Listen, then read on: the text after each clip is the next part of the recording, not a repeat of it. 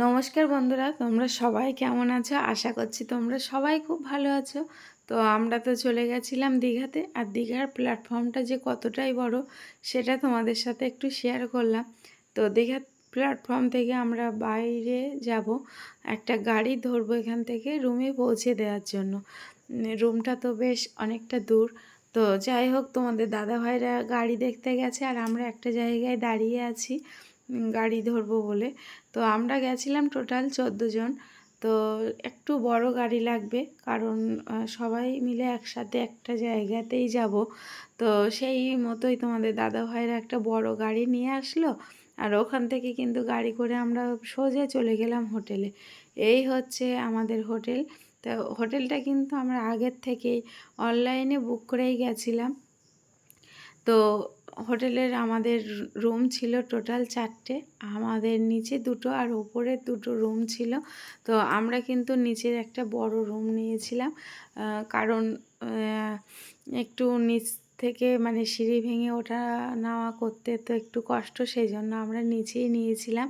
আর রুমটার সবটাই তোমাদের সাথে ঘুরে ঘুরে দেখাবো একটু। আর এখন তো বলাই লাগে না, রুমের মধ্যে সব কিছুই থাকে, 2টো জানালা, দরজা, একটু টিভি, শোকেস, আলমারি, আর এইটা হচ্ছে টয়লেট, ওয়াশরুম। তো ওয়াশরুমটাও আমি তোমাদের সাথে একটু শেয়ার করলাম। যাই হোক, তো ওখান থেকে আমরা সবাই আবার ফ্রেশ হয়ে সমুদ্রের ধারে যেতে হবে। অনেক রাত হলো। তো ওখান থেকে আবার রাত্রে আমাদের ডিনারগুলোও করে নিতে হবে। তো ফ্রেশ হয়ে আমরা কিন্তু চলে গেলাম সমুদ্রের ধারে। আর সমুদ্রটা মানে রাত্রের পরিবেশটা কেমন সেটাও তোমাদের সাথে একটু শেয়ার করছি। তো আমরা ওল্ড দীঘাতেই গিয়েছিলাম, আর এই ওল্ড দীঘাতে বাচ্চাদের এই কারগুলো ছিল, বেশ আলো ফিট করা। তো বাচ্চারা কিন্তু ওখানেও অনেক বাচ্চা চড়ছে, আনন্দ করছে।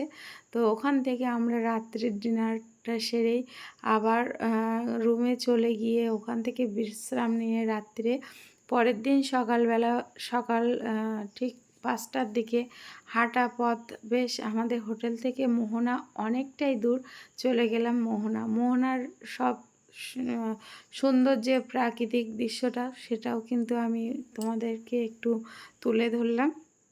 তো মোহনায় গিয়ে ওখানে সকালবেলা টিফিনটা আমরা করে নিলাম। খিদে তো পেয়েই গেছে, তো খেয়ে নিতে হবে, না তো পায়ে জোর পাওয়া যাবে না। হেঁটে হেঁটে একটু ঘুরলে অনেক কিছু ভালো জিনিস দেখা যায়। আর মোহনাতে এসছি, মাছের আড়ত তো মোহনায় খুব বড়, তো দেখতেই হবে। আর এইটা আমরা ক্যামেরা বন্দি করছি বলে এই দিদিভাইটা কলকাতার থেকে গেছে, তো শুটকি মাছ নিচ্ছে। অ্যাকচুয়ালি এটা শুটকি মাছের সাইড। তো দিদিভাই বলছে শুটকি মাছ আমাদের বাড়িতে সবাই খুব ভালো খায়, তো তোমরা একটু নিয়ে যাও। তো আমরা নিলাম না, কারণ শুটকি মাছ আমরা বাড়িতে কেউ কিন্তু খাই না। আমি দেখছিলাম একটু কাঁচা মাছ বলতে এখন বর্ষার সিজন, তো একটু ইলিশ কমপ্লিট, আর কাঁকড়া, বেশ ডিজাইন কাঁকড়ায় ছাপা কেমন কাঁকড়ার গায়ে, এই প্রথম দেখছি।